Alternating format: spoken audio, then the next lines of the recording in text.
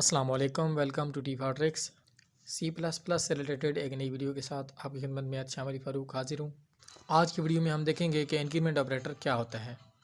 Increment operator को हम किसी भी वेरिएबल की वैल्यू में एक इंक्रीमेंट के लिए इस्तेमाल करते हैं। The increment operator is use to increase the value of variable by 1। Increment operator का जो सिंबल है वो डबल प्लस का साइन है, मतलब प्लस का साइन जो है वो 2 दफ़ा लिखेंगे तो ये आपका इंक्रीमेंट ऑपरेटर का जो होगा वो सिंबल होगा। ये एक यूनरी ऑपरेटर है। यूनरी ऑपरेटर मतलब कि ये सिंगल वेरिएबल के साथ जो है इस्तेमाल होता है। ये बात नोट करनी है कि इंक्रीमेंट ऑपरेटर के ज़रिए हम किसी कांस्टेंट या एक्सप्रेशन की जो वैल्यू है वो इंक्रीज़ नहीं कर सकते।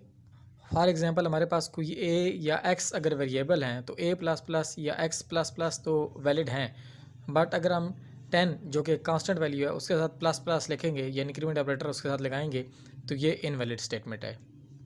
इसी तरह अगर आपके पास एक एक्सप्रेशन है ए प्लस बी और अगर आप उसके साथ प्लस प्लस प्लस लगाते हैं या अगर आप पहले डबल प्लस लगाते हैं या इंक्रीमेंट ऑपरेटर लगाते हैं और उसके बाद एक्सप्रेशन लिखते हैं तो ये दोनों भी जो हैं वो इनवैलिड हैं। इंक्रीमेंट ऑपरेटर को हम 2 फॉर्म्स में जो है वो इस्तेमाल करते हैं, जिनमें पहले नंबर पे आता है प्री फिक्स फॉर्म और दूसरे नंबर पे आता है पोस्ट फिक्स फॉर्म।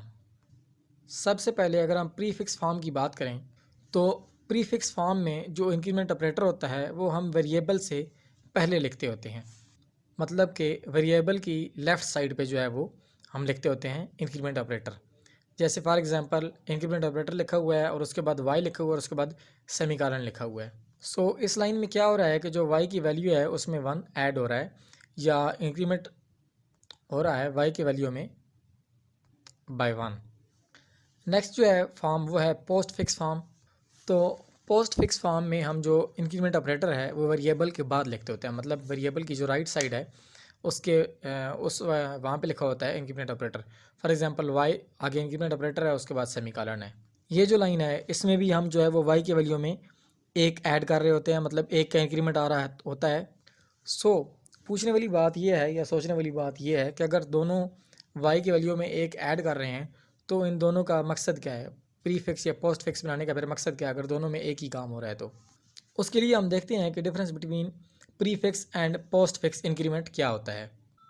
सो जब भी हम इंक्रीमेंट ऑपरेटर को इंडिपेंडेंटली यूज़ करते हैं तो प्री फिक्स और पोस्ट फिक्स फॉर्म जो हैं वो सिमिलरली वर्क करती हैं। फॉर एग्जांपल अगर हम वाई डबल प्लस, अब से हम इसको इंक्रीमेंट ऑपरेटर पढ़ेंगे, अगर हम वाई और आगे इंक्रीमेंट ऑपरेटर लगाते हैं या पहले इंक्रीमेंट ऑपरेटर लगाते हैं और उसके बाद वाई लगाते हैं तो ये दोनों सेम काम करेंगे। लेकिन अगर हम इंक्रीमेंट ऑपरेटर जो है वो किसी लार्ज एक्सप्रेशन के साथ इस्तेमाल करते हैं तो फिर प्री फिक्स और पोस्ट फिक्स जो है वो डिफरेंटली काम करते हैं। For example x equal to y उसके बाद इंक्रीमेंट ऑपरेटर या x equal to increment operator और उसके बाद y लिखेंगे तो इन दोनों का जो है वो रिज़ल्ट आपको डिफरेंट मिलेगा। अगर हम पहली स्टेटमेंट की बात करें x equal to increment operator y, तो इसमें क्या है, 2 ऑपरेटर हैं, ठीक है, एक इंक्रीमेंट ऑपरेटर है और दूसरा जो है वो इक्वल टू का साइन है।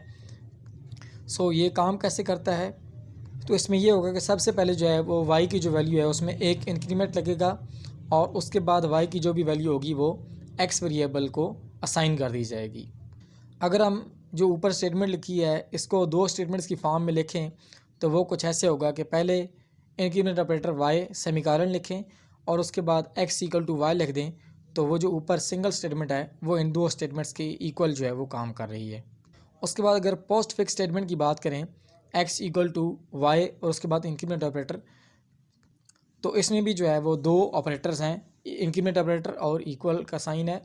सो ये काम कैसे करता है, इसमें सबसे पहले ये होगा कि जो y की वैल्यू होगी जो भी करंटली वो x को असाइन कर दी जाएगी और उसके बाद जो y की वैल्यू है उसमें एक इंक्रीमेंट कर दिया जाएगा। और अगर ऊपर वाली स्टेटमेंट को हम थोड़ा खुल के बयान करें या उसको 2 स्टेटमेंट्स की फॉर्म में लिखें तो वो पहली स्टेटमेंट बनेगी x equal to y semicolon और उसके बाद y इंक्रीमेंट ऑपरेटर और सेमीकोलन। तो ऊपर जो सिंगल स्टेटमेंट है x equal to y increment operator, ये जो है इन दोनों स्टेटमेंट्स के इक्वल काम करती है। सो ये थ्योरी थी जो कि हमने देख लिया है। तो चलें अब हम इसके C++ कोड की तरफ बढ़ते हैं जिसमें हम डिटेल में और प्रैक्टिकली देखेंगे कि प्री फिक्स और पोस्ट फिक्स इंक्रीमेंट कैसे काम करते हैं। ये तो चलें दोस्तों, C++ कोड करते हैं इंक्रीमेंट ऑपरेटर के लिए। प्रीफिक्स और पोस्टफिक्स को जो है वो हम देखेंगे। हैश इंक्लूड स्ट्रीम लिखेंगे, यूजिंग नेम स्पेस एसटीडी करेंगे, और उसके बाद सबसे पहले हम चेक करेंगे अगर इंक्रीमेंट ऑपरेटर को हम एज इंडिपेंडेंटली अगर हम यूज़ करें तो क्या इफ़ेक्ट होता है, जैसे कि हमने पहले थ्योरी में देखा है। सो इंट मेन करेंगे और उसके बाद जनाब करली ब्रेसेस लिखेंगे, और मैं कोई 4 वेरिएबल इंटीजर टाइप के डिक्लेयर कर लेता हूँ, फिर उनको इक्वल टू 0 कर देता हूँ चारों को। इंडिपेंडेंटली हम देखेंगे कि ये कैसे काम करता है। ए के साथ इंक्रीमेंट ऑपरेटर लगा दिया है, सेमीकोलन लगा दिया है, बी को ए असाइन कर दिया है, फिर एक्स के साथ प्रीफिक्स इंक्रीमेंट ऑपरेटर लगाया है, ठीक है। ए के साथ ओ पोस्ट फिक्स लगाया था, तो वाई को जो है वो एक्स दे देते हैं, असाइन कर देते हैं। तो अब हम देखते हैं कि जो इन सब की बारी बारी अगर हम आउटपुट करके देखें तो ए बी एक्स और वाई की आउटपुट फ़िलहाल क्या आ रही है। तो मैंने कहा था कि अगर आप इंडिपेंडेंटली एक्सप्रेशन में इंक्रीमेंट ऑपरेटर लगाएंगे तो इस पर फ़र्क कोई नहीं पड़ेगा इसकी वेरिएबल की वैल्यू पे। तो चलें देख लेते हैं क्या होता है अगर हम इसको इंडिपेंडेंट एक्सप्रेशन है, ये देखें इंडिपेंडेंटली लिखा हुआ है इंक्रीमेंट ऑपरेटर, और इसको अगर हम एग्जीक्यूट करें, इसका नाम मैं लिख देता हूँ इन ऑपरेटर, कुछ भी रख सकते हैं आप। खैर इसमें अब जो है वो हमारी सारी वैल्यूज़ हैं वो ए बी एक्स और वाई जो हैं वो ए की इक्वल आना चाहिए, ठीक, ए 1 की इक्वल आना चाहिए, ठीक है। तो ये आप देख सकते हैं कि हमने इंडिपेंडेंट एक्सप्रेशन यूज़ किया है, इंडिपेंडेंटली इसको यूज़ किया है, तो इस पर जो है वो कोई फ़र्क नहीं पड़ा। तमाम जो है वेरिएबल उनकी वैल्यू में 1 का इंक्रीमेंट लग गया है। अब जो है हम देखते हैं कि अगर हम इंडिपेंडेंटली इसको यूज़ ना करें तो क्या फ़र्क पड़ेगा। अगर हम किसी पार्ट ऑफ लार्जर एक्सप्रेशन में इसको करें तो b equal to a increment operator, ठीक है जी, मतलब ये पोस्ट फिक्स इंक्रीमेंट लगाया है यहाँ पे, और वाई को असाइन किया है प्रीफिक्स इंक्रीमेंट वाला एक्स, ठीक है। तो अब जो है वो रिज़ल्ट डिफरेंट होना चाहिए, ठीक है। रिज़ल्ट डिफरेंट किस तरह होना चाहिए, हर एक को जो है वो सी आउट करवा लेते हैं। रिज़ल्ट इस तरह डिफरेंट होना चाहिए कि अब b equal to a increment operator semicolon को चाहिए कि बी को पहले ए की वैल्यू असाइन करे, उसके बाद ए में जो है वो इंक्रीमेंट करे, ठीक है।